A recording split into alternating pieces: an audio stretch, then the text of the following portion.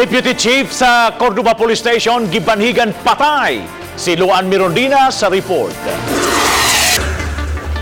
Sa tubangan mismo sa Cordova Central School na hunong ang gimanehong sakyanan ni Police Chief Master Sergeant Diogenes Carillo, human gipauwanan og mga bala ang driver side sa iyang sakyanan. Gikatahong gikan pa mi duty kagabi si Carillo ug padung na unta kining mouli.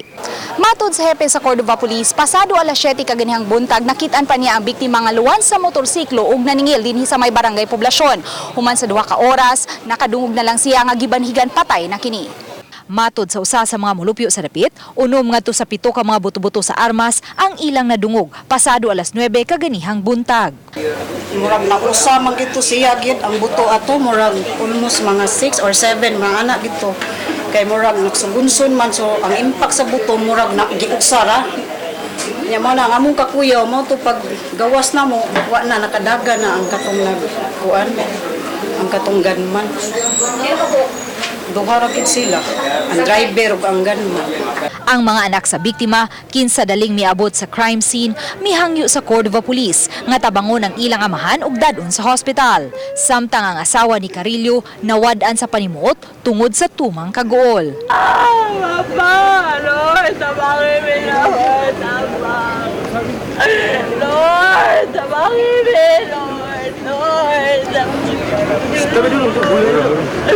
Apan matod sa hepe sa Cordova Police, nahiling na kini sa municipal doctor o gideklarar ng patay. Agad tayong pumunta rito to then sumunod si Dr. Dico, siyang nag-declared na wala nang buhay si Police Chief Master Sergeant. Si Carillo, 2 ka buwan pa lang nga na destino sa Cordova Police Station isip Deputy Chief, gikan sa Naga Police Station. Walay giluwatang pamahayag ang banay Carillo. Samtang kalambigitan sa trabaho o baka kasungian sa pautang ang 2 ka mga motibo nga gisubay sa Cordova Police. Mga past na assignment ni Chief Master Sergeant Carillo, dati siyang paid SOT, nag-PIB, and we were looking to that possibilities.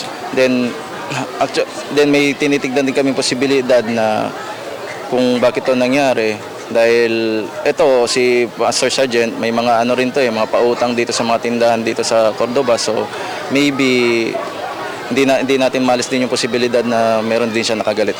Uban ni Rinanti Quiñones, Luan Mirondina, Balitang Bisdak. Gibutyag sa Cebu Provincial Police Office nga si Police Master Sergeant Diogenes Carillo adunay record sa illegal nga dugas sinungdan nga wa kini mahatagi og promotion.